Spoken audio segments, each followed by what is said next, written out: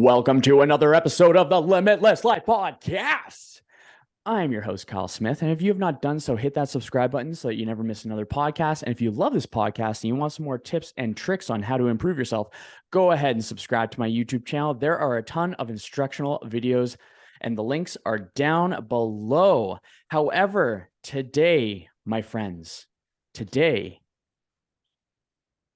intentionally, we have ideal-wise, we have a wordsmith. I would consider a wordsmith in the house today, my friends, where we get to really reflect on how we say things and the impact. I think that words have magic and power behind them. And if we can articulate our thoughts to the smallest amount, then we can empower ourselves to do a lot more from that and keep ourselves in check and stuff like that. And this fella, I've been learning quite a bit in the last couple of days, and I'm really excited to have him on.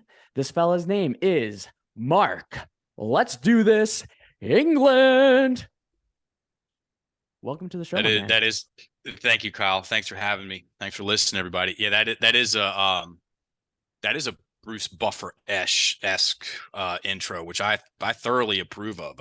We tell the coaches that the drama is for amateurs. Theater, on the other hand, theater is for professionals. So that was, quite, I like it. Awesome. So I didn't go into much detail for an introduction because I think that the person that can speak about themselves the best is usually the person themselves.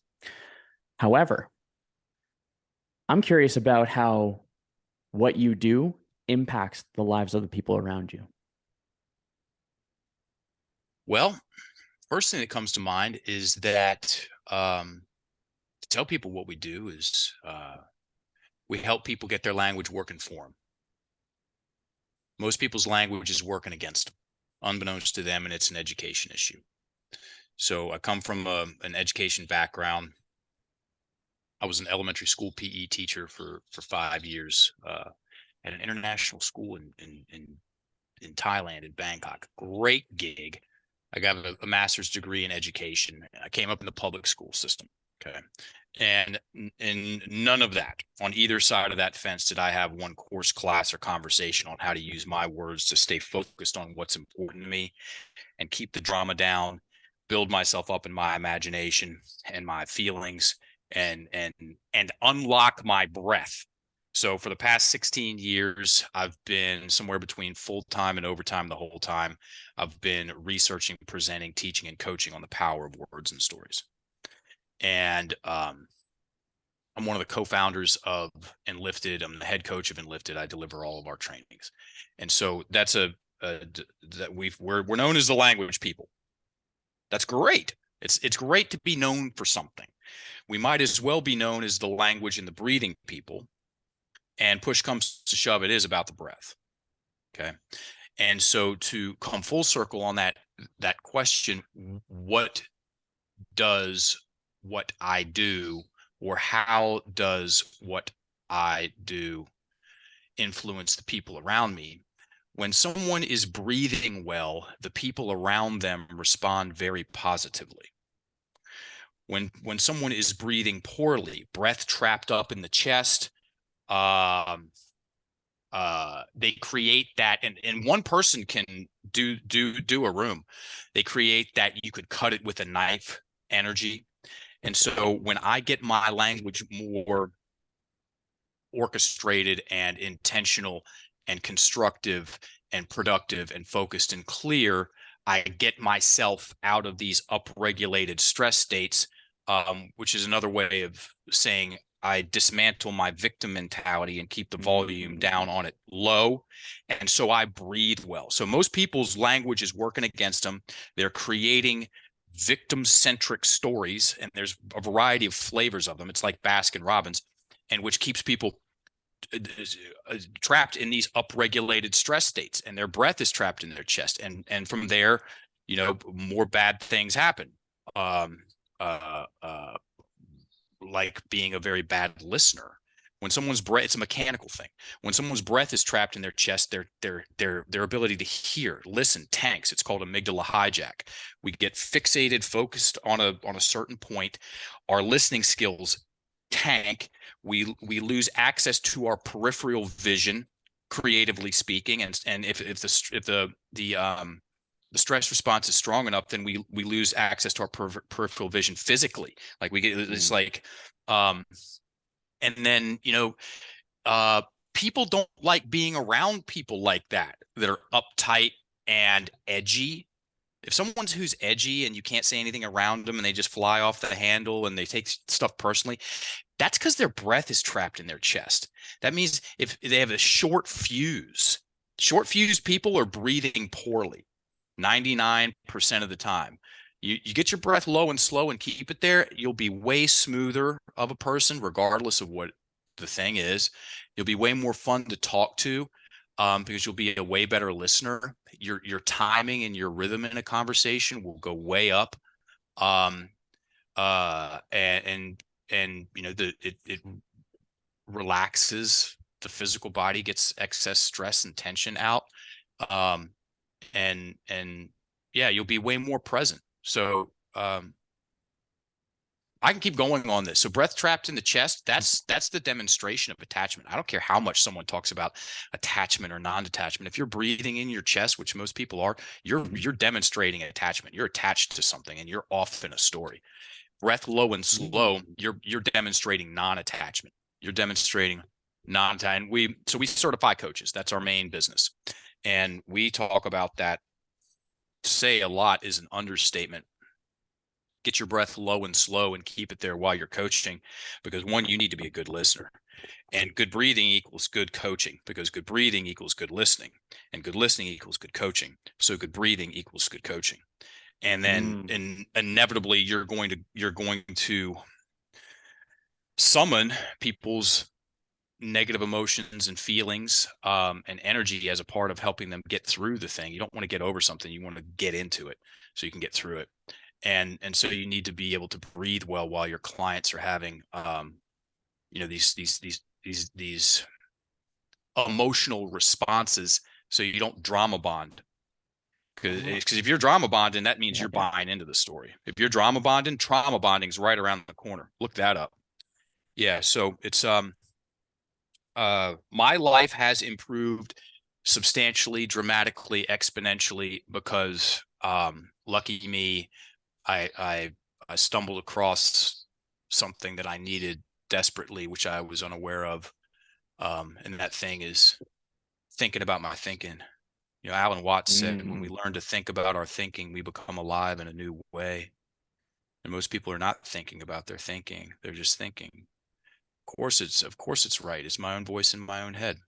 I'll just go with it. What could possibly go wrong? Quite a lot, actually.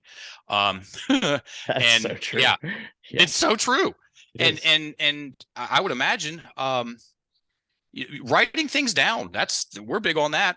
Get the words on paper. Look at the fastest way. Look at the words. The fastest way to think about your thinking is to get the words on paper. Not so you believe them, not so you have it in writing. Here's the proof that it was right. No, get your words on paper so you can observe the words as opposed to believe the words. The fastest way to slow down a story, which is important, rate of the rate that the story is told in, is very important in someone's ability to change the story. The fastest way to slow down the story is to get it on paper. I like, I believe it's Bob Proctor that says, when you think it, ink it. And when I'm talking to my clients about journaling or a process of journaling, I try to remind them that it's not a Dear Diary kind of scenario. And I try to instill the practice of writing to challenge your thoughts, not to confirm your thoughts. So then when it's put pen to paper, when you think it, ink it, then you're taking it from, well, I guess it'd be conceptual. So it'd be like a 4D kind of area to a 2D. You're putting it into a little bit more of a reality. So it's more real. It's not just floating around and regurgitating over and over and over again. So we're separating it and making it something that's actually there, and being able to challenge our thoughts. And Alan Watts very much so inspired this kind of philosophy of that I've been putting into journaling. when we have the opportunity to challenge our thoughts, we get to realize, or I find that we get to realize that that other voice is not the one that's in charge, but the voice that I'm speaking to you with and the voice that you are speaking to me with, that's the voice that is the conscientious in charge. And I find that when we don't take the time to think about our thinking or to journal and challenge our thoughts, for whatever reason, we forget about the conscious, empowered voice that we have or the persona that we have. And we just go willy nilly on this hissy fit, most likely to be a child like ego that's just like a little bitchy. And it's like Yeah, when or a you're, little bitch. yeah. And then it's like, it's funny because when we're doing good, it smack talks us. When we're not doing so good, it smack talks us. When we're doing stellar, it smack talks us. It just never ends. And so I think when we journal and when we think it, when we ink it, when we put pen to paper, and I will always say that pen to paper will always be better than any tech based journaling practice, because you get the senses in there and as well. Yeah, yeah. There are some things, folks, that technology will not replace. Mm-hmm. Um, yeah, most, Personalities. yeah. How about making babies? If we want to get all transhumanistic about it, because I Nice. could totally go there. Yeah. Um, yeah, it's we're flirting with either Star Trek or the Borg. Um, Nice. Oh yeah, yeah. yeah. Oh yeah. Good Oh yeah. point. And the victim mentality is the swing vote. Yeah. So most people don't even have a draft to hand in. Most people don't even have a draft. Remember that, everybody in high school, college. If it's in your head, you don't, and it's not on paper. You don't have a draft to hand in, and you get a goose egg. Get it on paper. At least you've got a draft to hand in, and from there you can go in and make some edits to your story, which is exactly what Kyle's talking about, as opposed to journaling. uh, it can be a net negative. Mm, Here's why. Here's yeah. why. I'm going to write down my stories of ouch and pain and sting and woe and all the wrongs that have been done to me, and now I've got it in writing. See, here's the proof. Okay. If you Mm, let that story get on, if you put that story on paper and allow yourself to believe it, and it makes it more concrete, it aggregates that story as true, then you've now made things worse. And if you want to do that, cool, do that. If you don't. I can elaborate on that quite in exacting specificity. Shout out to conscious language. And yeah, so Kyle, where do you want to go here? You want to go so into the board? You want to go into victim mentality by definition? You want to talk about writing strategies? Like, I think on that last part, because I never actually pondered it when you mentioned it, where it could be the net negative. I never actually pondered a net negative for journaling. oh yeah, Yeah, would you be able to go into that a little bit? Because you definitely click something. It's like, oh, I never actually learned the other side of the coin, I suppose. yeah, for sure. So, coaching therapy can be a net negative. So if someone walks out of a quote unquote coaching therapy session with the exact same story that they walked in there with another rep under their belt of telling it in the same way. So in the Mm. same way, so using the same words at the same rate of speech with the same inflection, and someone is sitting across from you and they're nodding going, oh yes, that's horrible, which it could have been. And guess what? Most of the time the thing happens once, and then we play the thing over and over and over in our head. That's where our side of the street lies, in the repetition of the story and the re-implementation of the meaning of the thing. So if someone goes in and they tell their therapist, well, let's go into that again, and they tell the same story, and And it's, so it's talk therapy is talk yourself in circles therapy. If they leave with the same story, okay, it's the same thing with writing. If there's any value, if any value is had, the story has to change in some way, in a beneficial way. And so if I've got this story of when I was bullied in middle school and I write about it, and most of the time journaling is when people write in a general way about a theme that happened, okay, Yep. and they allow themselves, so okay, so that happened and there's the thing, and well, I mean, I've already said it, we've just gotten another rep under our belt of telling and believing that story. And so some clients, they want coaches, they want therapists that are going to drama bond with them. They're going to believe their position. They're going to say, yes, this happened to you and it was wrong and you are the victim. There are people out there that will pay for that. Okay. And there are also people out there that they're over it. They want out, right? So here's a strategy. Strategery. If George Bush said that, strategery. So first things first, go where the action is, or get specific, everybody, or put the gorilla on the table. If you're writing generally about something, you're going to get general results. If you write specifically about something, you're going to get specific results. Let me elaborate on that. So let's say that a client comes in and they talk about how, they're mad at their father because he left and that their parents fought all the time. Okay. And you can have them talk or write about that, generally speaking, or you can be a gangster coach and say, when was the most intense fight that you saw? What was the most intense moment? Because you want to go where the action's at. And I'll tell you why here in a second. You want to go into those most intense memories. And you have to title it like a title to a movie. What do you mean? Yeah. The most intense fight you ever saw. Your parents have. Oh, well, that happened, on my uncle's birthday at the family birthday party when I was 8. Great. Title it. Uncle's birthday. Yeah, perfect. Great. And they write the title down.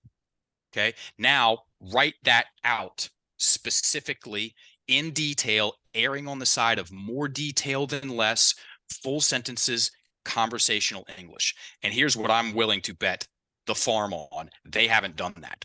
The amount, it is rarer than diamonds for someone to pick up, because guess what? The more detailed we get about something, the stronger the emotional response gets to it. And most people are doing everything in their power not to feel those things again. And so why would I pick up that heavy ass pen and write out the specifics of the thing that haunts me the most? Well, here's why you want to do it, everybody, because it's our memories of ouch and sting. It's like a spicy Thai dish. They burn going in, they smolder while they're in there. So they're in your head. And it's not like they're not doing anything. No, they're definitely influencing your reticular activating system, or RAS for short. I can talk about that later. And it burns coming out. And if you have no idea what I'm talking about, go eat the hottest Thai food that you can get your hands on. Thai hot, not this Falang 4 or 5 hot. No, get it like the people that are cooking it in the back eat it. And I can say that after living in Thailand for 10 years, because I lived in Thailand for 10 years. And then message me in 48 hours, hopefully 48 hours. You can cycle if everything's moving through, and then you'll get what I'm talking about. And so first things first. So what I'm sharing with everybody right now is it's called 4-stepping stories, or the 4-step story work, 4-step process. And it is at the same time, It's coaching tech exclusive to Enlifted, and we're open source with it for a variety of reasons. And it is at the same time the crown jewel of the Enlifted method and the Swiss Army tool of the Enlifted method, because most of what we do revolves around it. And so there's 4 steps, which it would be weird if there was 7 and we called it the 4-step process. There's 4 steps. Get a specific memory, title it, and write it out conversationally, erring on the side of more detail than less, full sentences and punctuation, like it was going in a book. That's step 1. Okay. Step 2, read that thing. Regular speed. And whatever happens, cool. Nice. It gets way better on a lot of levels, mechanically speaking. Step 3, same story, slow down the read by 30%. So what happens when someone slows down their rate of speech? The breath starts to unlock. The breath starts to loosen up. Here's one for you, coaches. Good luck changing your client's mind while their breath is trapped in their chest. It's not going to happen. You might think it's happening. They might smile and nod, but if their breath is trapped in their chest, nothing goes in there. Okay, because great ideas versus breath trapped in the chest, they get pimp-handed right out of the room. And so when you slow down your rate of speech, the breath starts to unlock and it starts to descend. And then step 4, which is total rocket science, good luck understanding it, is where you tell that same story at 30% slower of a rate of speech. And at the end of each sentence, you do this.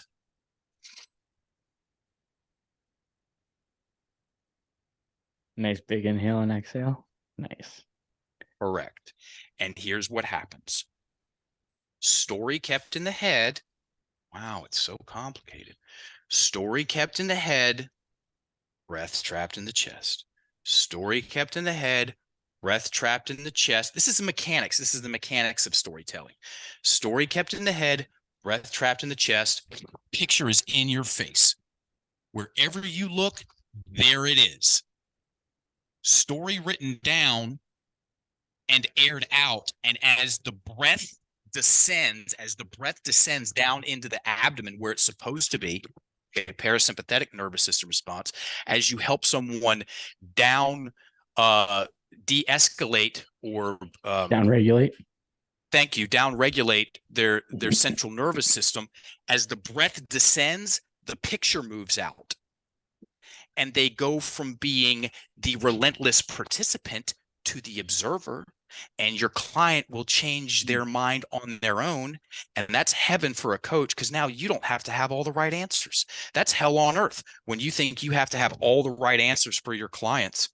Okay, no, give me a handful of good questions, a pen, a piece of paper, and someone that wants out, someone that wants help. They want that. Yes. Okay, fine. I'm suffering. Okay, great. We all do from time to time. And what can I do here? Quite a lot. If you all get your heads around this next thing that I'm going to share with y'all, it's worth your price of admission for listening to this podcast. Here it is, and it's super complicated. You're going to need to go get a doctorate to understand it. Here it is. Okay. Yeah. Answers push, questions pull. Okay. Answers push, questions pull. Answers I tell them, questions they tell them. I like that. Okay.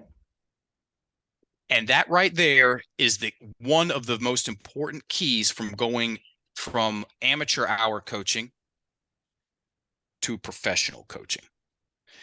That's one of the keys from going to let's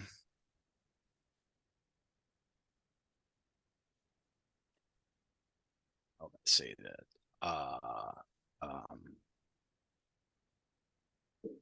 being responsible for your clients to being responsible with your clients. That's one of the key things from going from 1-800. It's just stressful. Trust me. All the stuff that I bust on, I've been doing this full time, 16 years.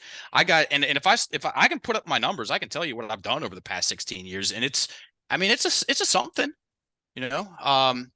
All the stuff that I bust on, those are all mistakes that I have made way more than once. I used to think I needed to know all the right answers. I needed to be wise. Okay. That I needed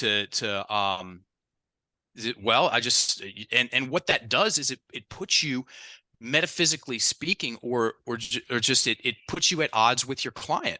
What do you mean by that? Think about it. So if I have to have all the right answers, okay, for every question my client has about anything, then I have to be smarter than all of my clients about everything. And I'm not, I got an IQ of 12. I'm not outsmarting anybody. And then if you keep going with that, so if they have a question and I don't have an answer for it, or my answer, I come up with some dumb shit that it makes half sense and is not applicable to them, or let's just say it doesn't land, they don't agree. What value am I delivering? Oh, and then, so if that's the case, if I've got to have all the right answers for them, then I have to have all the right answers for me in my life. And and then in the back of my mind, because I don't, no one does, and then the imposter syndrome starts creeping in. Yeah. Okay. The imposter syndrome and the fraud starts creeping in, and that right there is a coach killer, the imposter syndrome. And that's one of the things that we do in Lifted. Arguably, that's the main thing we do in Lifted.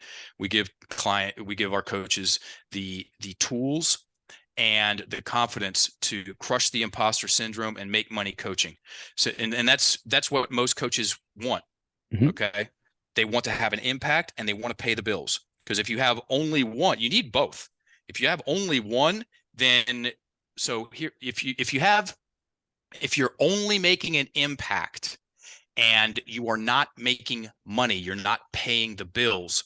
If you're independently wealthy, then take that out of the conversation. So if you're only making an impact and you're not making money, then you're going to be scared. Okay.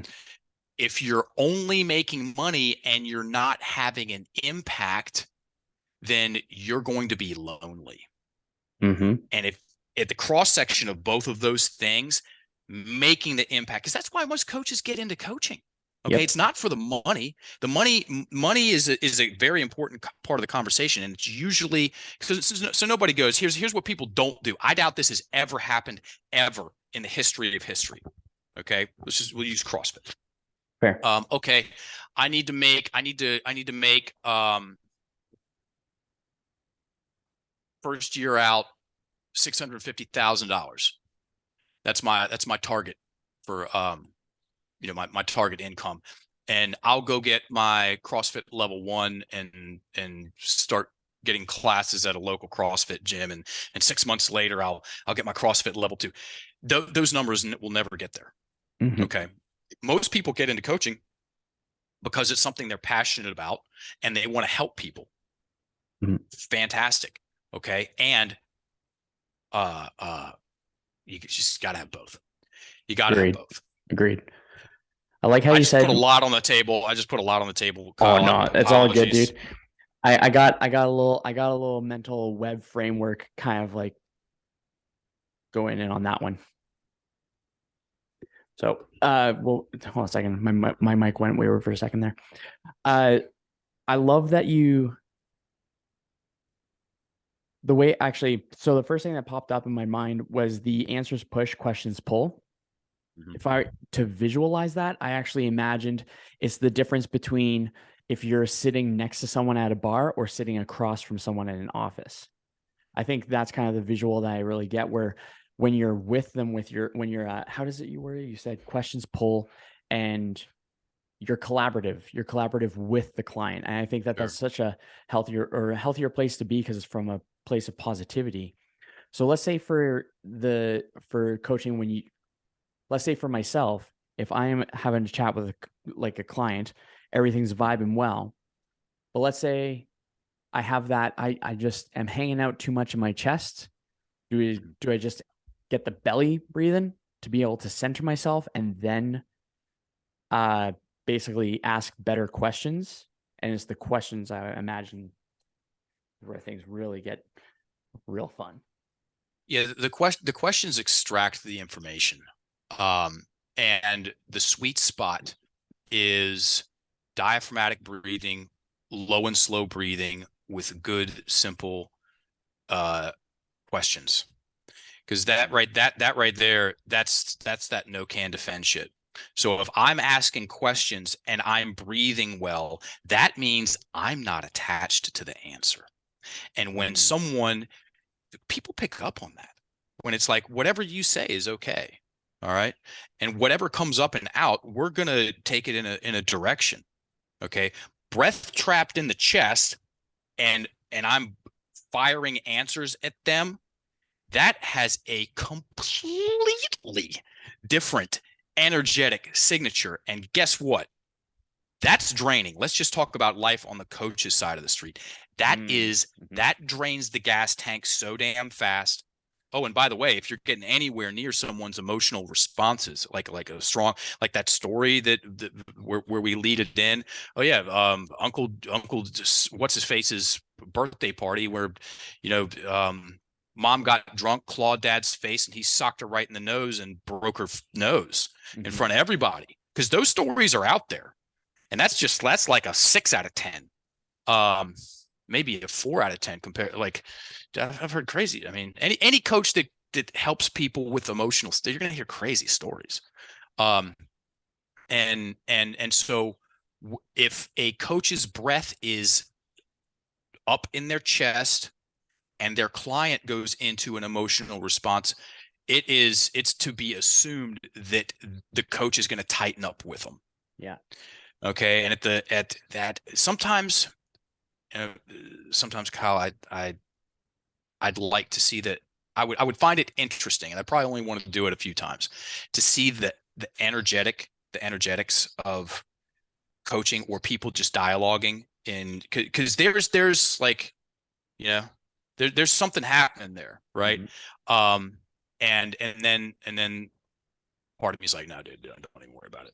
Because before I had the breath piece for the first 4 years of coaching, not only did I negation acknowledge not have the breathing component, I did all my sessions in person. So it's And like heavy energy in my room for the first yeah. 5 years.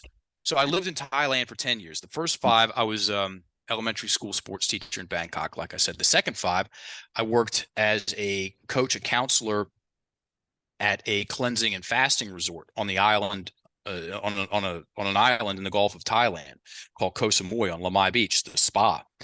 And I did sessions out of my bungalow, shitloads of them. And so the person would be 4 feet away from me in a chair, and we're going into the stories like that. And at the end of the day, I would feel slimed like Ghostbusters. And there's no such thing as a free lunch, everybody, when it comes to coaching. Your breath low and slow, sometimes you will pick up stuff from time to time. You'll feel heavy sometimes and it's nothing compared to what will happen if your breath is trapped in your chest and you go into people's emotional stuff. You're coming out of there with a coat on. You're a coat of energetic boogers, and you're not going to like it. That's the first time I ever said that's a very strange mental imagery, but you know what? It's somewhat, it's because you know what you're talking about. Yeah. And so, yeah, you for a variety of very great reasons, you want to breathe well while you're coaching. And another thing. And so when you're breathing well while your client is going in it and through it, most people, and this is also an education issue and also just an existential issue. Most people, especially in the West, are very uncomfortable with people's emotions. You can just say the word emotion and people get puckered up about it. Yeah.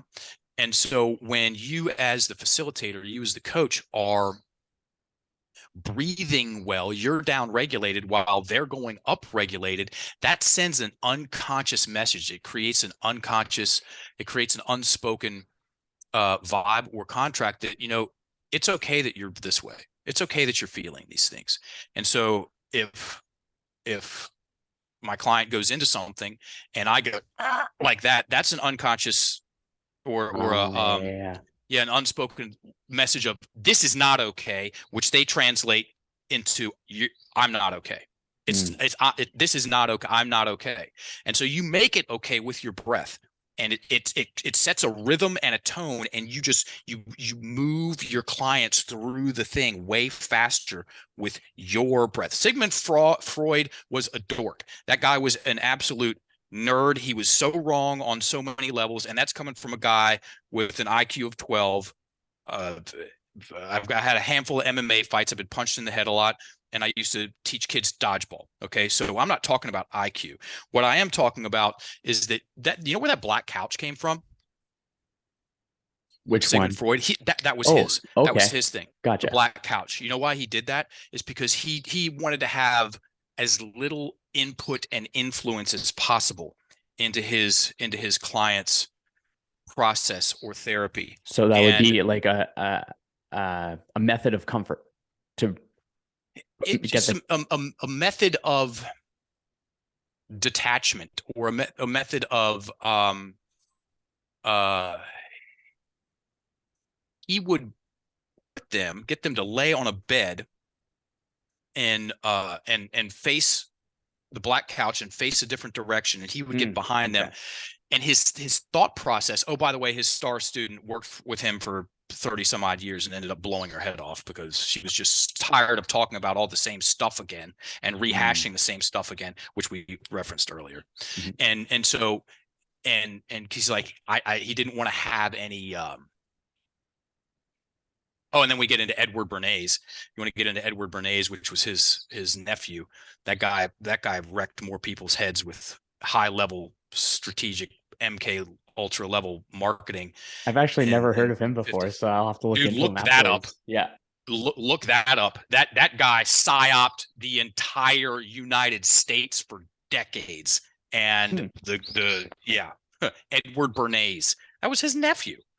And yeah, but guess what, no, you are, as a coach, you are a part of your client's process, Mhm. and you can be a very valuable part of your client's process. I mean, what human is ever, it's like we've been conversing with people that we trust for eons when it comes Mhm. to stuff that's bothering us. I mean, look at the shamanic, you know traditions. Mhm. And then Sigmund's like, no, I can't be a part of any of this. I just let them talk, and it'll, yeah, It'll no, figure when itself out. they'll Yeah. that's not how it works. Obviously. Okay, Yeah. people need a guide. Mhm. It's like, hey, there's Mount Kilimanjaro, go for it.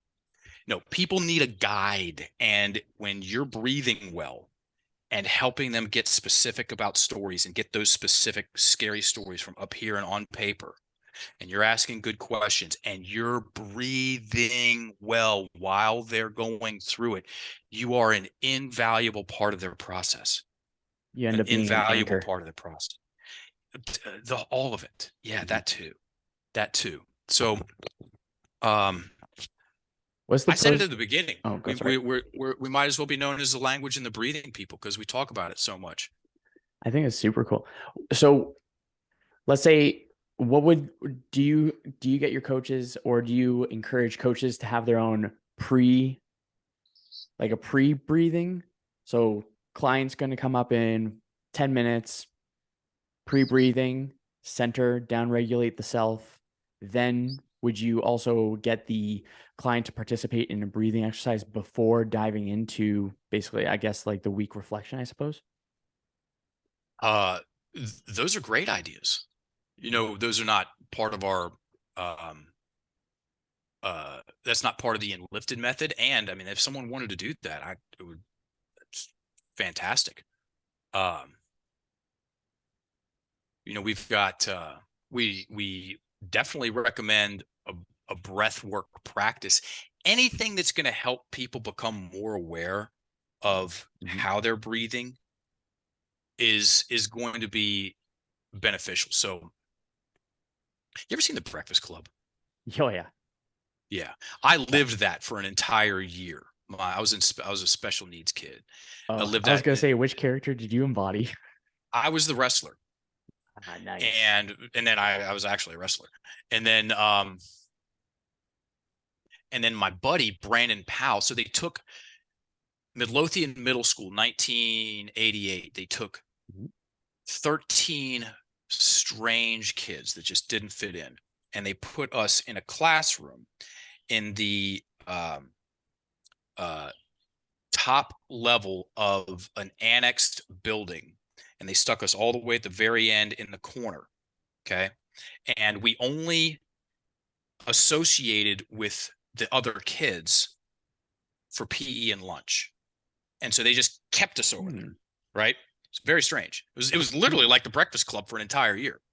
And then, and one of the guys, Brandon Powell, that was in there, he was the dude with the switchblade. Mm-hmm. Right. And fast forward 32 years, he's the breathwork coach for Enlifted, and Nice. he's a second degree black belt Brazilian jiu-jitsu and level 3 Wim Hof instructor. There's not many of those floating around. He's one of the top 3 instructors that certify the coaches in North America, and I just Cool. happen to know him from So, and he does a quarterly breathwork class for the coaches, Mm. and so whether it's that, if that helps people, if you know you're going into an emotional session, let's just say, you're 2 sessions in with a client, and um, the biggest story which they've identified, they're like, this I've never written this down, I've never even told anybody. It's likely the most traumatic thing that's ever happened to me. If you know that going in to session 3, then it's a great idea regardless. And if you know you're going into the fire with somebody, hell yeah, do a breathwork session beforehand. Whether it's Nice. 10 minutes or 30 minutes, prime that thing. So you and you'll very likely have to think about it less, even less. And if Mm. you keep doing it, if you keep doing breathwork sessions and you keep making a point to allocate some of your mental real estate to your breath while you're coaching, if you Mm. keep doing that, Okay. eventually it's going to turn into an unconscious competency, and you don't have to think about it. It's just something that you do automatically. And That's right. there, that when that happens, that that allows you to pay attention to all the other stuff that's going on in a coaching session. Okay, which falls directly under the umbrella. There's a big difference between believing your client's story and observing your client's story. We highly recommend don't believe your clients. It Mm. sounds gangster and wrong the first time you hear it. And then once you scratch that surface, if you do your job even half well, um, they're not going to believe the story that they just told you 30 minutes from now. So why should you believe that now? Yeah. It's like, okay, that's where you're starting.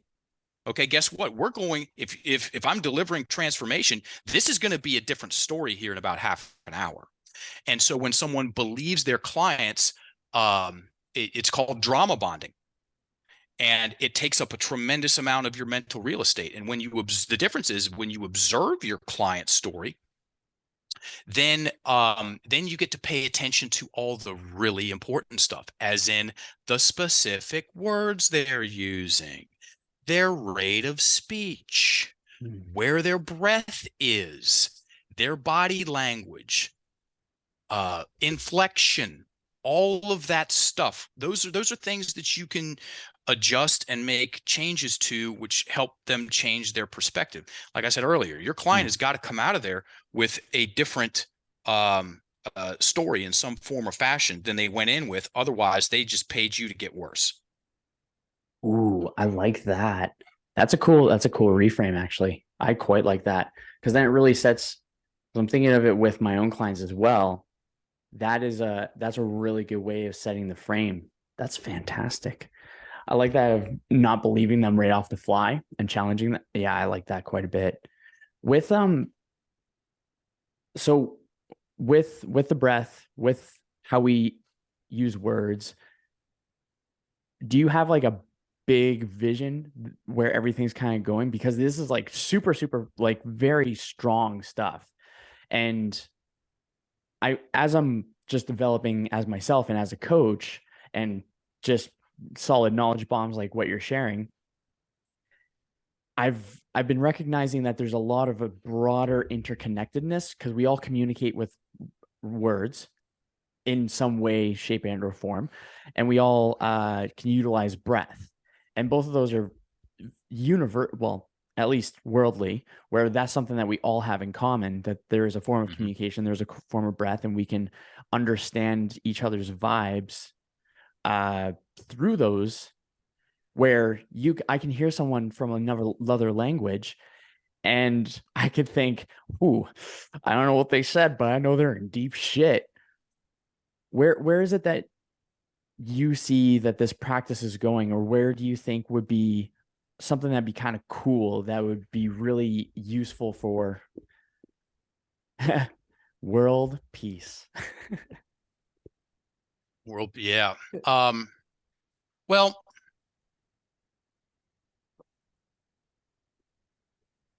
back to the Borg. Nice. See, I didn't know Yeah, we were. back to the I didn't board. know we were going to talk about that. I didn't. Are you familiar with Paul Check? Yes. Yeah. So we went on his show uh, a year and a half ago. Kimberly and I did, Nice. and we talked about this exact same thing. And he's like, mm-hmm, that dude's hip. Um, yeah. So I think making babies the old-fashioned way is the way forward. Call me old-fashioned, as opposed to being grown in a lab or synthetic transplanted uteruses into dudes. We end up with no How belly buttons.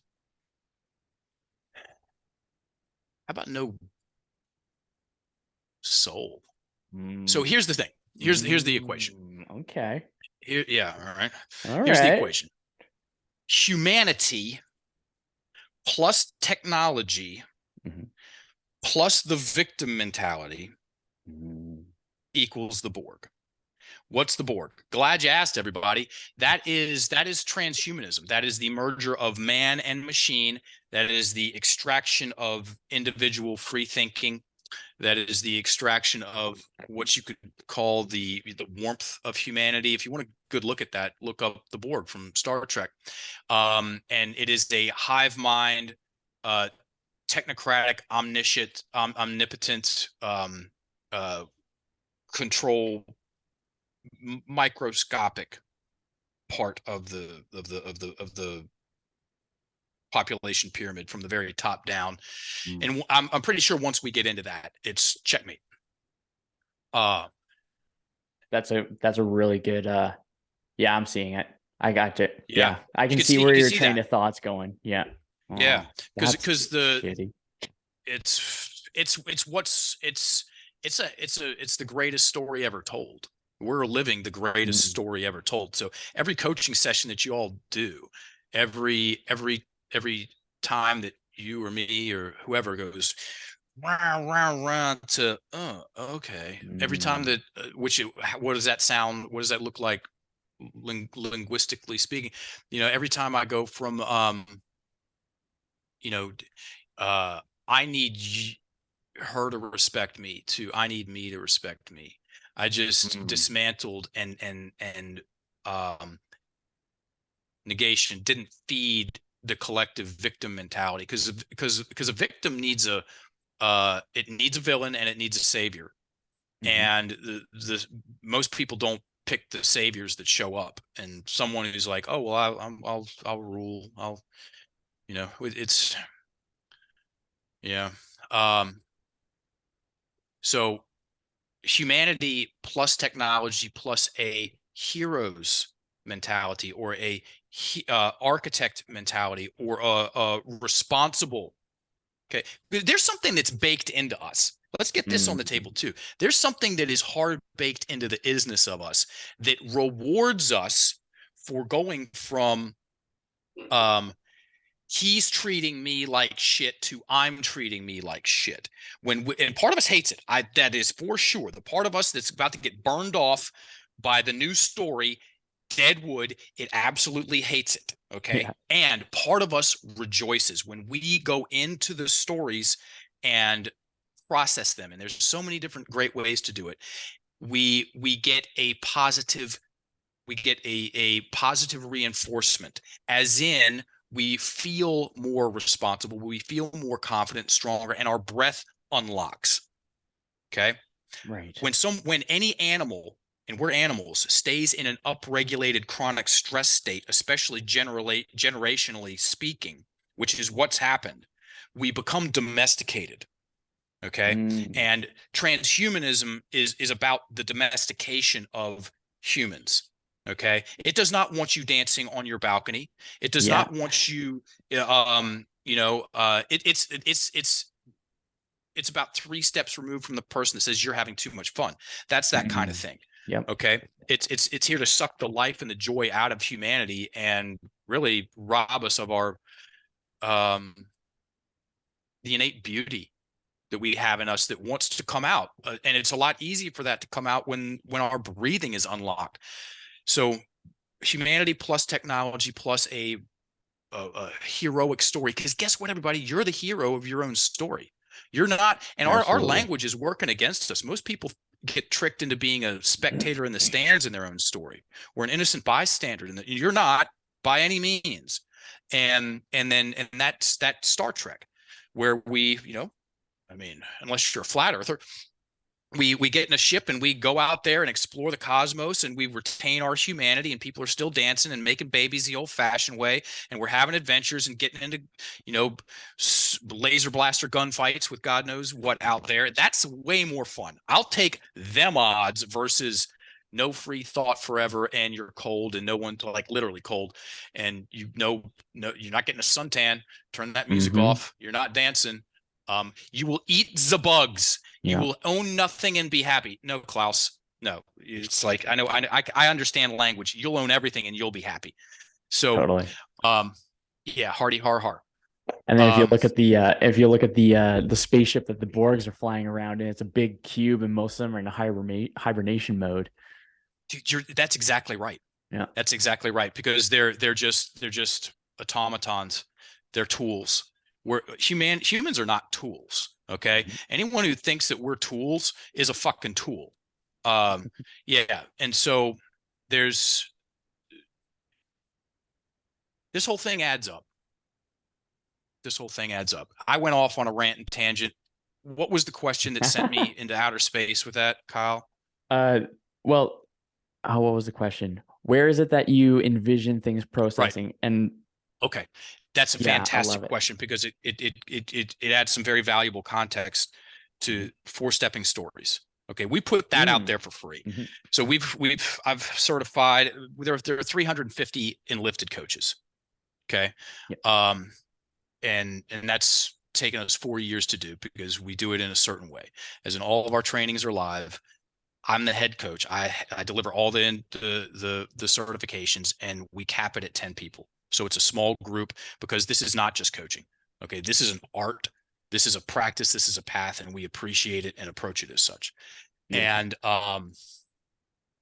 uh and we tell the coaches all the time. Well, we don't even need to tell them that it doesn't matter what story. Oh, I remember what I was saying.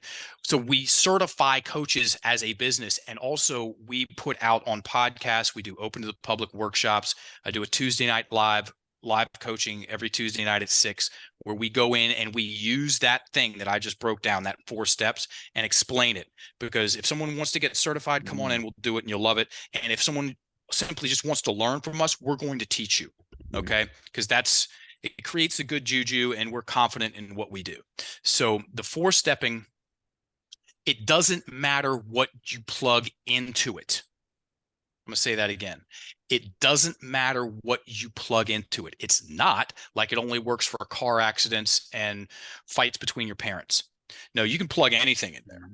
anything from simple, and I've done the gambit from simple procrastination to war crimes and torture, and a variety of gnarly stuff in between, unfortunate events.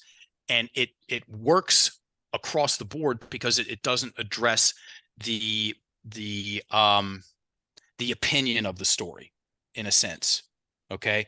It addresses the Okay. mechanic. It addresses the mechanics of the story. Mhm. So it helps people, whether it's a dog attack, which is the most intense story I've come across, emotionally speaking, in 16 years. The release of it was a dog attack, a mauling. Someone got mauled by 3 tactically trained Doberman pinschers. They ate her. Damn. She Oh, lived. Um, and the resignation to death is what came out. That was Spooksville. Anyway, so you can plug anything in there, and what it will do is it will you get the story out like you were talking about earlier, Kyle. So it's an extraction of the story. Story kept in the head takes up a tremendous amount of space. we got limited Story bandwidth. kept Oh, and it swirls. Where does it start? Where does it stop? Uh-huh. There's the worst part again. Ouch. What do I do with this thing? Story kept in the head. It's the story is still in me and I'm still in the story. Okay. Story kept in the head. It's subjective still. So Mhm. first things first, let's extract this thing. And that pen at some point in time, people, if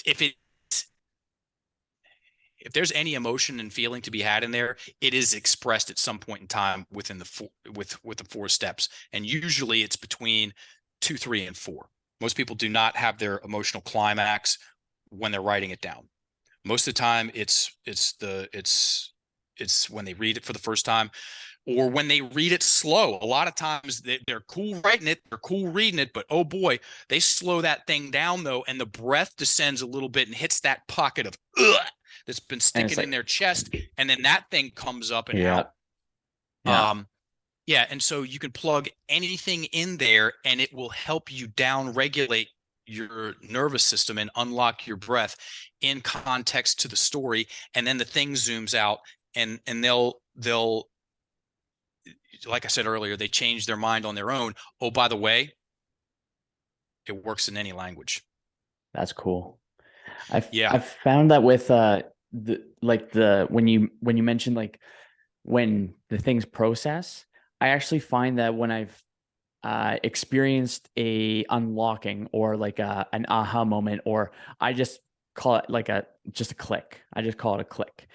I find that when there is a click where I've consciously become the owner of the story rather than being owned by the story, I have a really big like you could feel like the physiological response where it's like it just flows through. Like I'm even getting chills like down my spine right now thinking about the times where I've really like had like that click moment, and that physiological response, although it is painful to address, I've found it to be like an immediate shift in more peacefulness. There's been more peace, not just in the mind, but like externally. And there is the breath, obviously, just everything just flows. But the physiological response is pretty freaking cool. So when you mentioned it, I was like, oh, I've had that a couple times where it's just super cool. Like, and being able to share that idea or the concept that there is, I think that it's difficult for folks to conceptual or to yeah to experience something that is conceptual. So it's it seems like it's almost not real because it's not like thing. It's not a thing. It's just in our brain. And I find that when we have that physical recognition, when we have that opportunity of that aha and that click, when we recognize the physiological response where it's like, whoa, my body and my mind are getting along real good. I found that that has encouraged me to challenging or to changing up narratives or facing stories because that relief feels damn good. And that's very encouraging from a physiological standpoint. 1,000%. You know, we're it's that positive reinforcement that we get Mhm. from Yes. going in there. You know, it's the same thing as a hard ass workout. It's like, Mm. this is, I know what I'm about to do. Or, you know, for me, I still kickbox, and Saturday morning sparring. Part of me doesn't want to go in there because somebody's trying to, they're sending missiles at my face. And I still go. And then I come out of there and I've just got this, oh, wow, that was awesome. And a sense of accomplishment. Okay, that's Mm. very real in the personal and professional development. It's world too. You know, you go into these stories and you come out and you're like, my God, I feel so much better. And there's also that sense of accomplishment there. Listen, the universe rewards people that do hard shit from time to time. Yep. Times to times. How are we supposed to say that? Whatever. And it well, it also rewards people that don't, but it's not a fun reward. Mm-hmm. There's always an Oh, you output to because an you're input. correct, correct. Mm. And the people that take the least responsibility for the problems and the drama, and it usually eventually gets to chaos that they create in their life, the people that take the least responsibility for that usually are the most unhappy. Mm-hmm. Usually those are the people that have the least amount of friends. They are the least successful. They are that's how you get to the bottom of the of the ladder. And since we're here, uh may I recite the definition of the victim mentality? I Please. I bet you there's a handful of people that actually know the definition of a victim mentality, but quote it or use it in casual conversation more often than we like, I guess. People have heard playing the victim. Mm-hmm. They've heard uh the person has a victim mentality. Cool. I'm going to do it twice. I'm going to Okay. recite the definition of the victim mentality, and I invite your audience to pick up a pen and a piece of paper and to write it down. 30, 50, 80, everybody. 30, 50, 80. Remember, 30% of what we hear, 50% of what we write, and 80% of what we teach or share. And the chances are you write down the definition of the victim mentality, and you're now in a very exclusive club, and it adds a lot of context to the conversation. So I'll do the first time slow, and then I'll speed it up the second time and add some polish. The victim mentality is an acquired personality trait where a person tends to regard himself or herself as the victim of the negative actions of others, even in the absence of clear evidence. Mm-hmm. The victim mentality depends on a habitual thought process and attributions. Here it is again, faster with some context. The victim mentality is an acquired personality trait where a person tends, it's a tendency, everybody. Sometimes it's up, sometimes it's down, where a person tends to regard himself or herself as the victim of the negative actions of others, even in the absence of clear evidence. The victim mentality depends, underline that word, on a habitual, circle that word, thought process and attributions.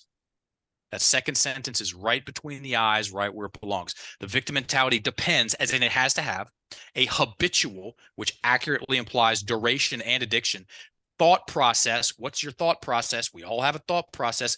That's the words you use repeatedly. That's your thought process. Okay. And then attributions. What's an attribution? They're characteristics. And the main characteristic that we care about, well, the character that we care about the most is the breath. Breath Mm-hmm. trapped in the chest it's super easy for you to take stuff personally. Breath low and slow. You've got the space and the distance and the clarity, and you're better, way better listener, and you can see stuff. So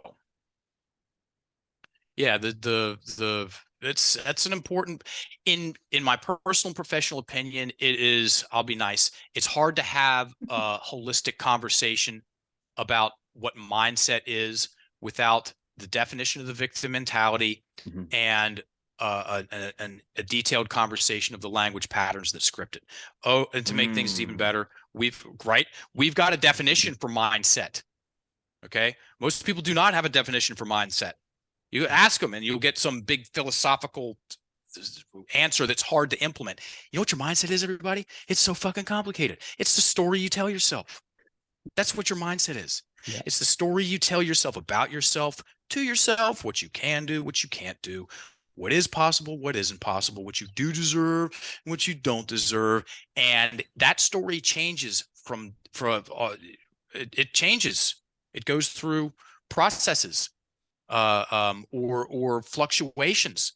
And sometimes it's up, sometimes it's down, and we're absolutely participating in that. I dispelled the definition, Webster's definition of identity, on stage in front of 1,800 people at the TEDx talk we gave. Super fun.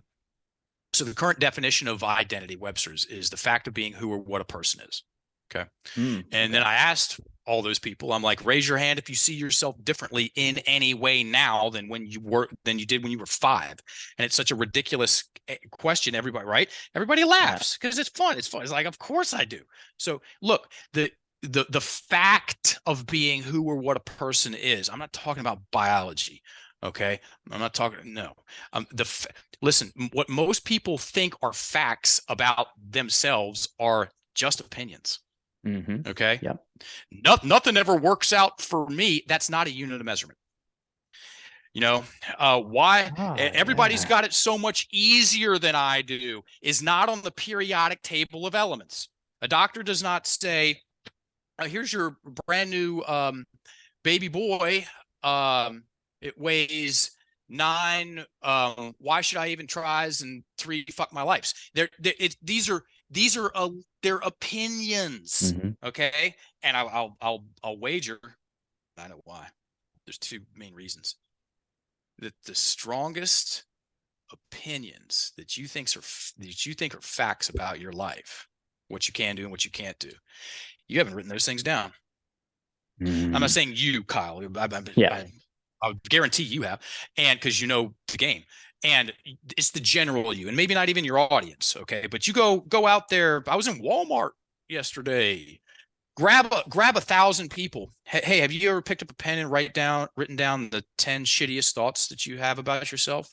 What do you think my odds are? I don't think many people would. I doubt I get one. I doubt. No, most people would pay not to do that. That's right. Yeah, that's totally legit too. Actually, so on that note too, I've been playing around with this one with my clients, and it's been really helpful for myself. And it's an alliteration heavy reflection question. Oh yeah. That's the right sentences.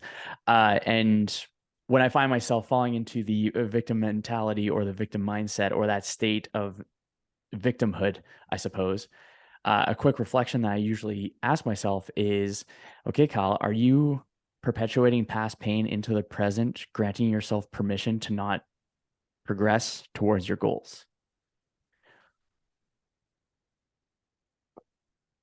So I have it as a alliteration just so I can remember it, and it has a flow to it, but it's just kind of a funny way of making it's my way of taking what I perceive to be difficult and having fun with it so that I go into that reflection from a place of more good vibes than not good vibes. Yeah. I mean, and how much time do you save yourself doing that? You know, here's the problem, everybody, or one of the problems. You know, these shitty stories, they can just go. Like with very little input, they're just going to go and go and go and go and go and go. And before you know it, you got deathbed regrets.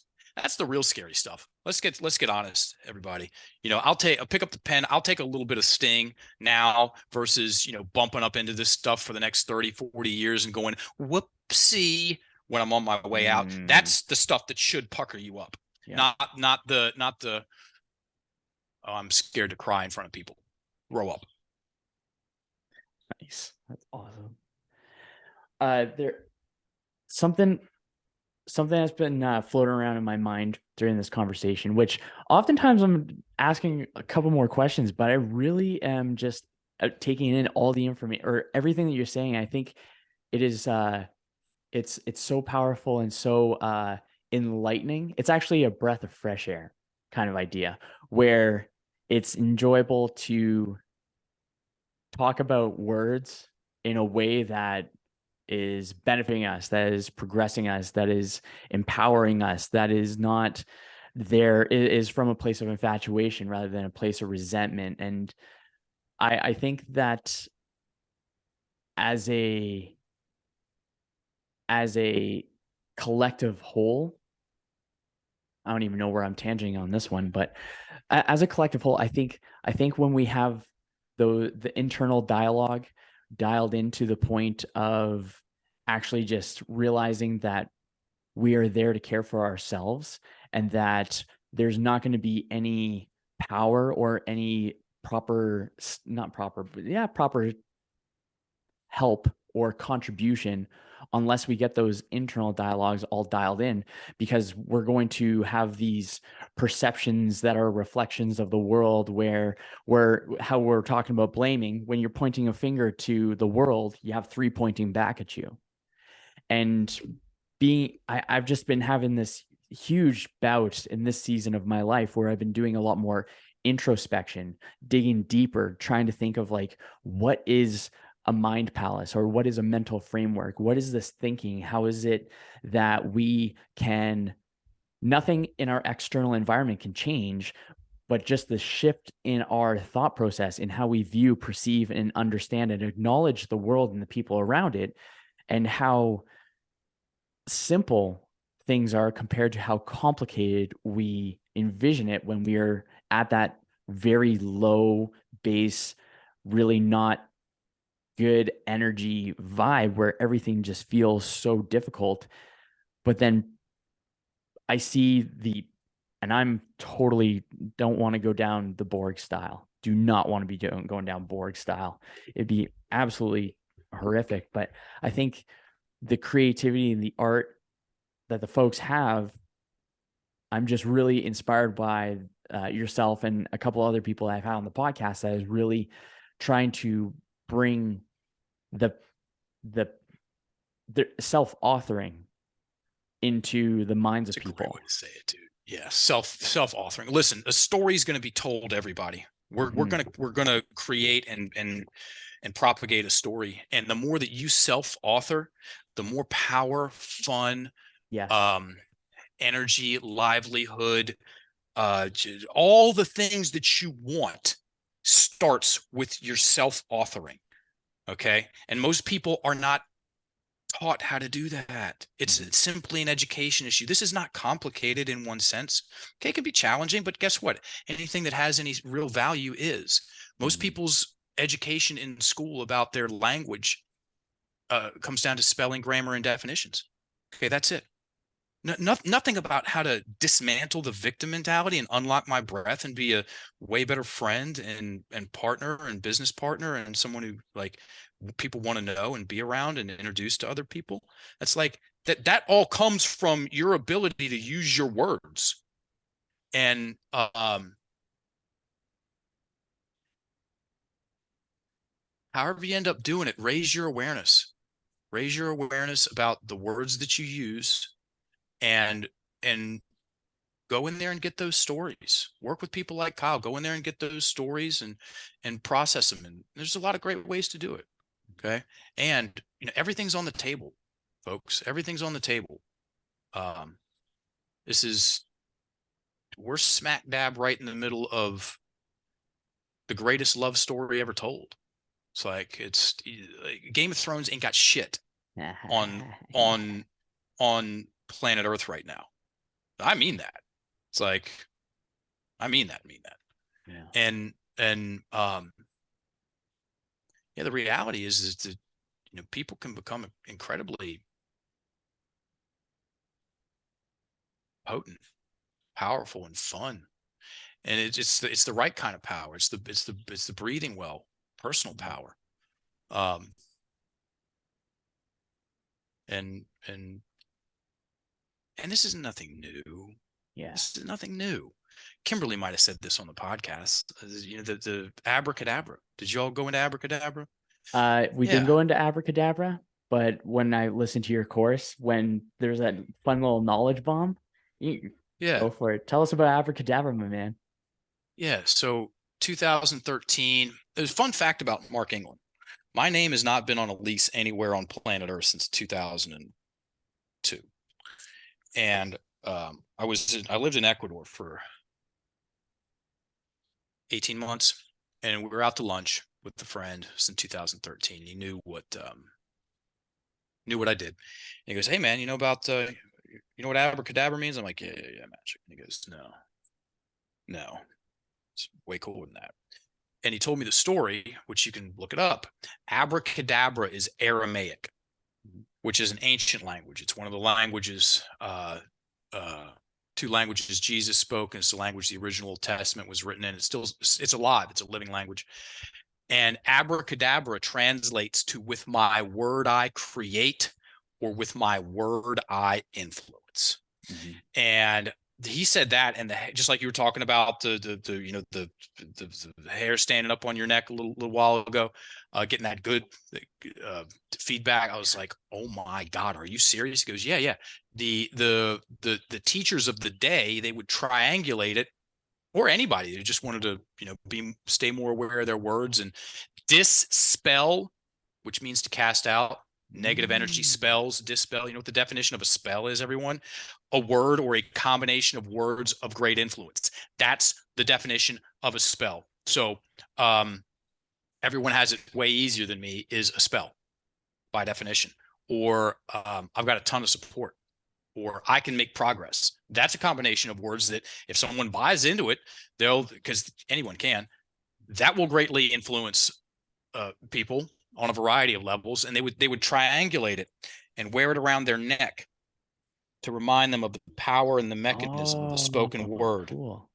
Shout out to my man William Author on Instagram. William Author Jewelry. He's my jeweler. I had a couple of custom pieces made. It almost gives me this like Tony is Stark vibes too, like the arc reactor. Yeah. The power.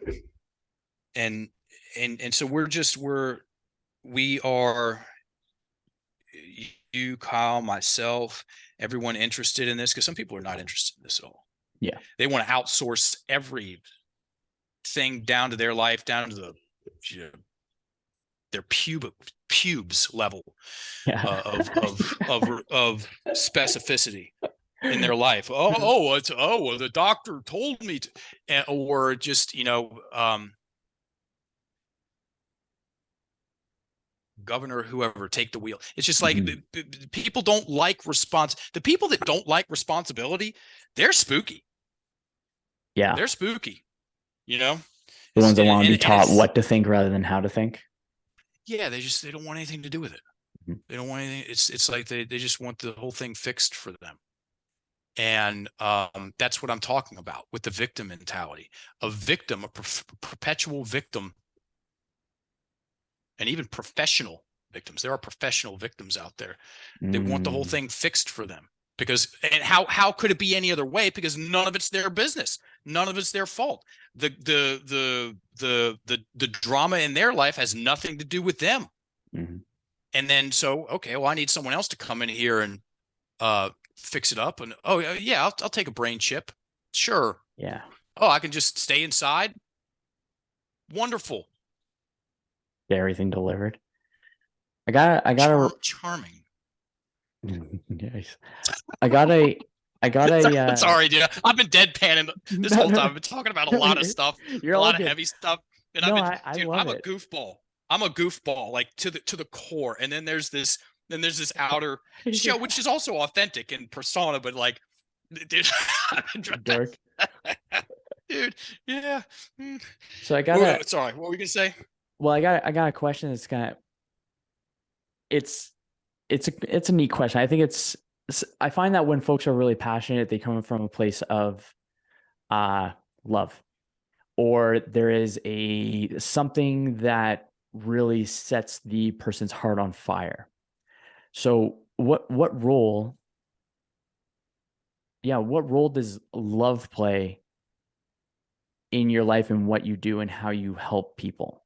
And how does your how does that light you up on the inside? Because it's very clear that you're very passionate about what you do, but what role does the love play? What role does that fire play? That's a great question. Um, well, attraction's not a choice. It's a gift. Good luck talking yourself into being attracted to someone. Good luck talking yourself out of being attracted to someone. And so I've fallen in love on site a handful of times. First was, and we'll say this has been several women that have helped or fall into that category, but we'll just talk about the first time I got choked, which might sound strange. So I wrestled in high school, got into Brazilian Jiu-Jitsu. In my first Brazilian Jiu-Jitsu class, we rolled at the end. This was 1996, and a dude put me in a chokehold, and I was like, I blacked out, half blacked out, didn't know what to do. I was flailing around, and he let go, and I was like, oh my gosh, because pinning, I pin you, you pin me. Okay, cool, and that was on a whole other level. And the first time I saw someone change a word and walk themselves out of a story was so this is the second time I've fallen in love on site with that kind of thing. 2003, I was an absolute mess of a person. And in Thailand, at that spa that I eventually worked at, I went to an emotional, because I went down there as a client. They were doing 7-day cleanses, really cool stuff. But my third trip down there, I went to an emotional detoxification workshop. And the guy talked about words, stories, breathing. And he asked, is anybody stuck on a story? And this woman shot her hand up, and it was a bad breakup, dude. It was, yeah, public. Here's the short version. Her is in college. 4 years prior, she hadn't gotten in a relationship since, because this thing had taken up so much mental real estate. Wow. And she was hating men. Okay. And so her and her friends got a house down at the beach for beach week. Her boyfriend and his friends got the house next door.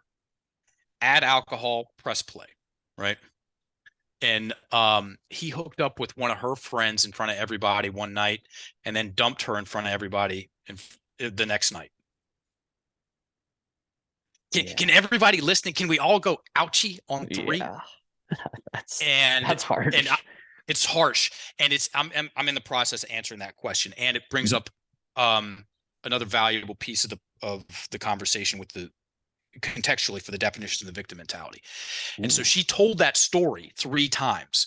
The first time, the facilitator didn't touch anything. He just let her have it that way that she'd been, like I said, that she'd been telling herself over and over again.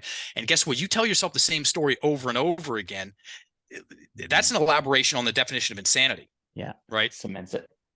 Yeah, it cements it. It's good. Look up myelination, everybody. Every time you rep a story, the neural network fires together and it wraps this little white thin layer around it called myelination. It's insulation. And the better insulated that electrical wires are, the more conductive they are, the less they just fire better. right? Mm. So telling yourself that same shit ass story for 4 years in a row, you've now got a well-oiled machine. And trust me, you do not want your victim mentality to be a well-oiled machine. Mm-hmm. Mm-hmm. And then so he had her, she told it like she'd always been telling it, and she's angry in tears. And then the second time through, he changed some words, and the thing starts to loosen up, and everybody starts to lean in. There's about 30 people there. And then the third time, he stops her at the linchpin Lord of the Rings sentence, the thing that held the whole thing together, which was, he did that to me. And he had to repeat it. Say that again. He did that to me. Say it again. He did that to me. So everybody in the audience was looking at the same sentence, the same spell, the combination of words that were greatly influencing that woman. And he said that last word, take out me and put in himself. And it was such a radical departure from the story that she had been telling herself, okay, Mm. that it was clunky, and it went up at the end, which means it's up. It's called up talk. It's a question. This is how it sounded. He did that to himself. And then you see it catch, and the air comes out. He did do that to himself. And then she started talking about how it was actually worse for him. He lost friends, a Mm-hmm. fight broke out. And then she walked herself right out of that story, and she goes, that was never going to work out anyway. That guy was actually really weird. And I saw that, and Wow. it was like this, because I had he did that to me story. He shouldn't have been kicking that hard. We were just warming up, because I went over to Thailand for the Thai boxing. I was going to stay over there for a year and come back to the States and go pro, because I was whipping people's asses on the amateur scene.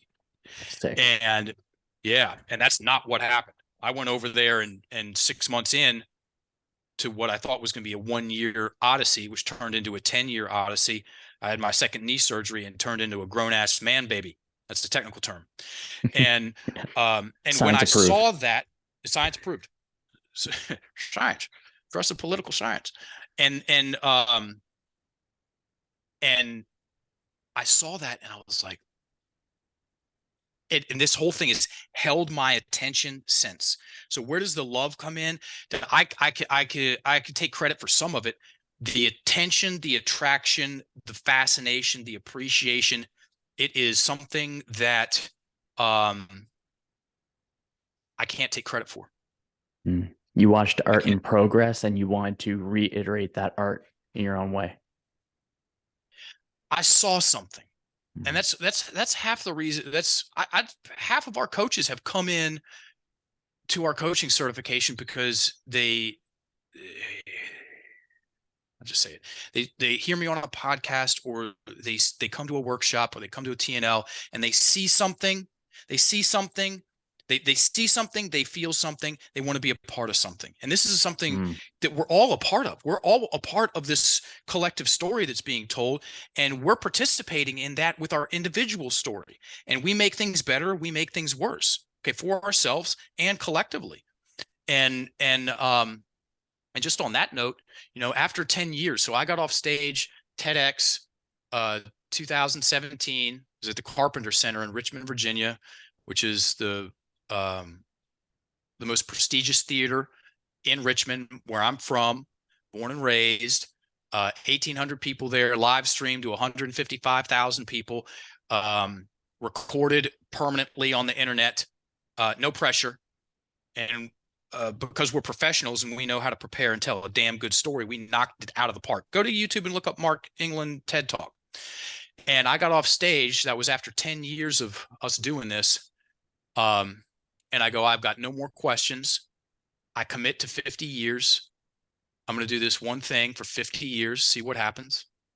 And I scrolled down. It's in my calendar. It took me forever to get down there.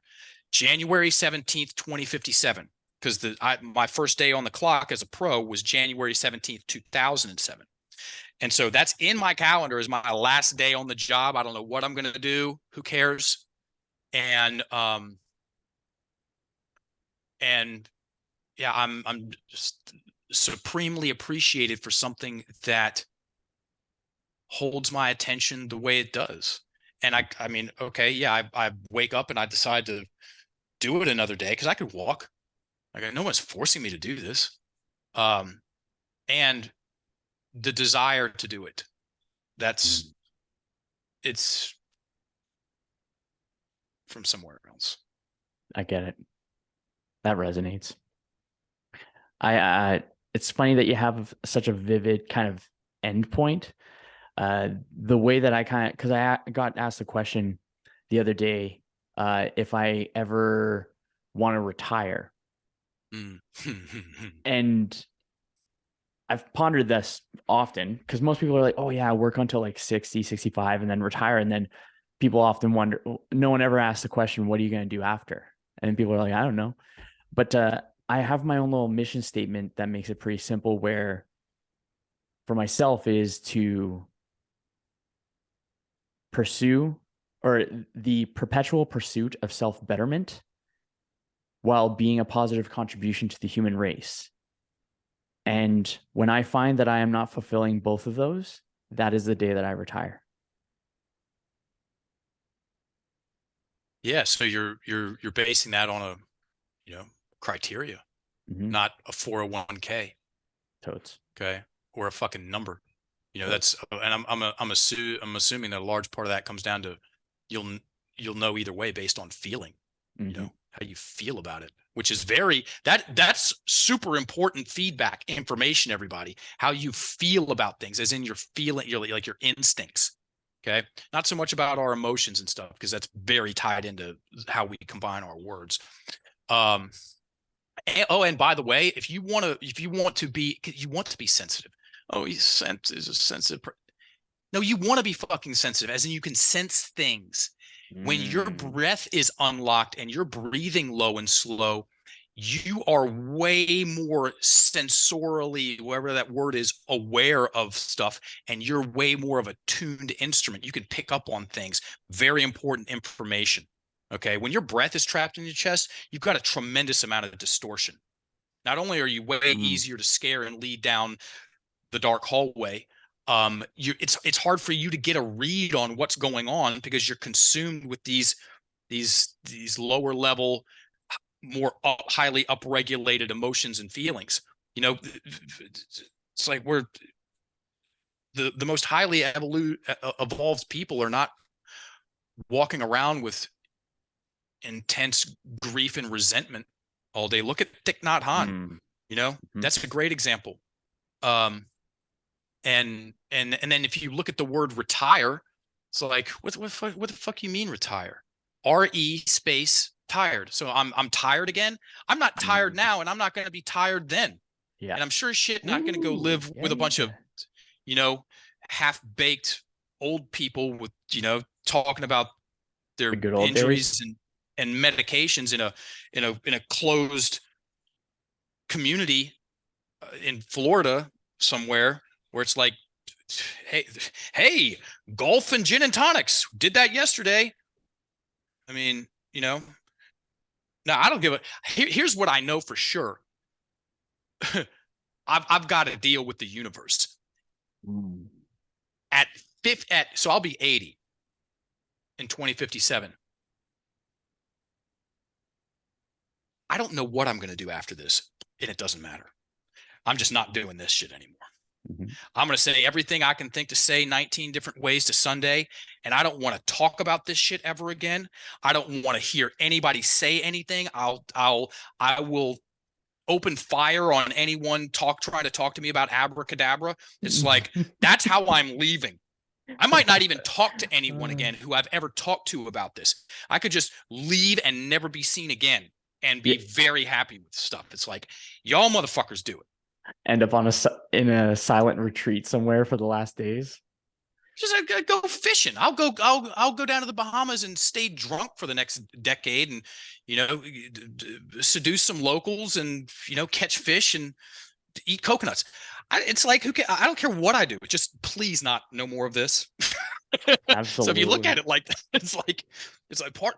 Here's another thing. Part of me is looking forward to when this is over, Mm. which allows me to enjoy it up to a great degree now. I like that.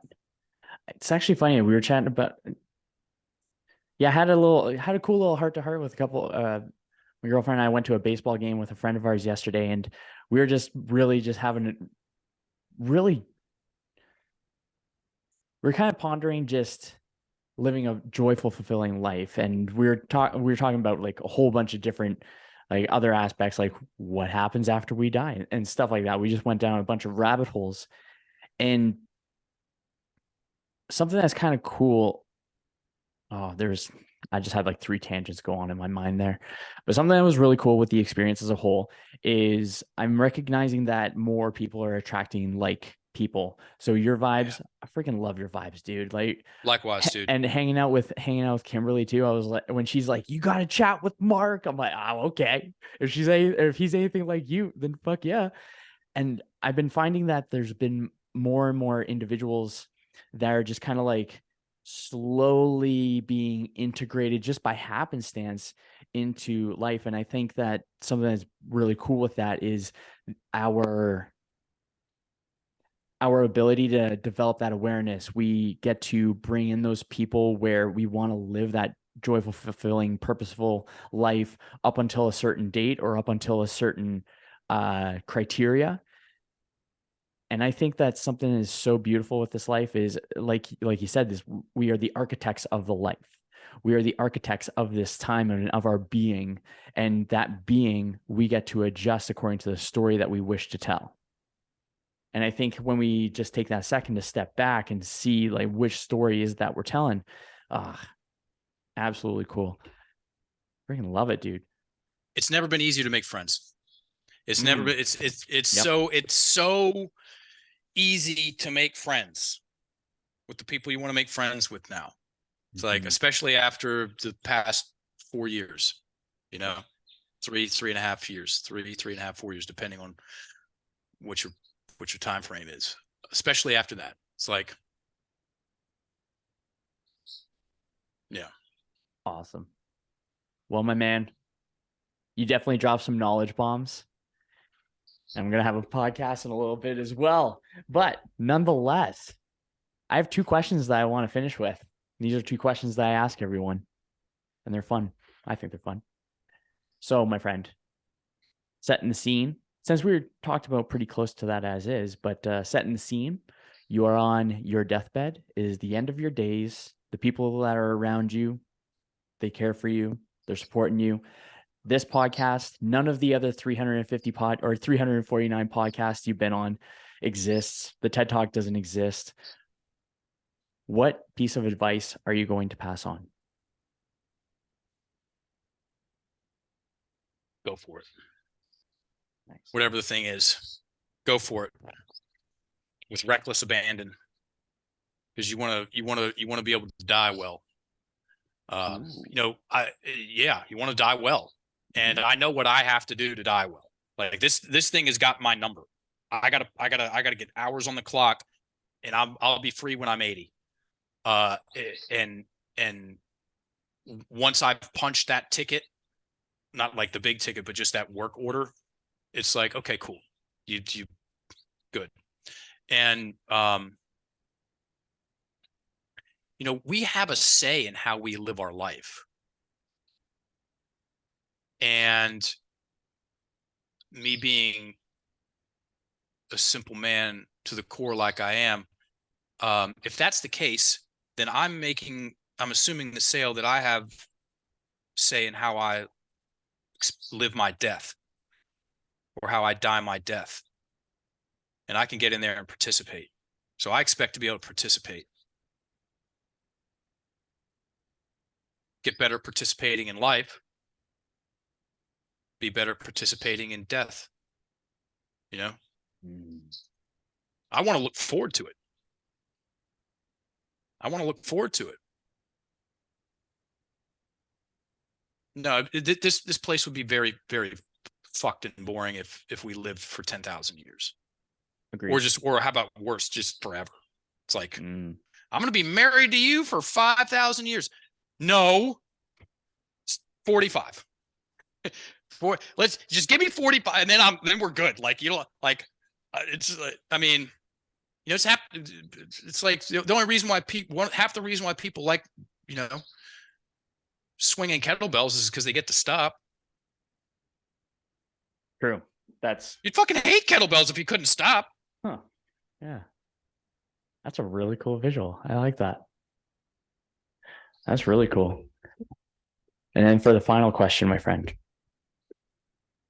The final question is the very best version of you, or let's say that 80-year-old self, I suppose, is standing next to you right now. What advice would that best version of you give you for this season of your life? Same thing, different, same answers. Keep going. Nice. Just keep going.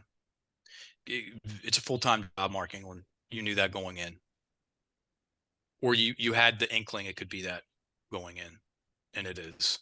So, yeah, whether the sun's out, or it's raining, or it's hail, or tornadoes, or whatever the terrain, just do it. Just get up and go, get up, thing, and everything will be all right. Dig it. Well, folks, that's what I've got for you in today's episode. Where can people find you, Mark? www.enlifted.me. That's all about our certifications. Nice. We have a podcast called Get Enlifted. It's all about the words. Coaches talking about words and stories and using it. And it's fun. It's Kimberly. She's so fun.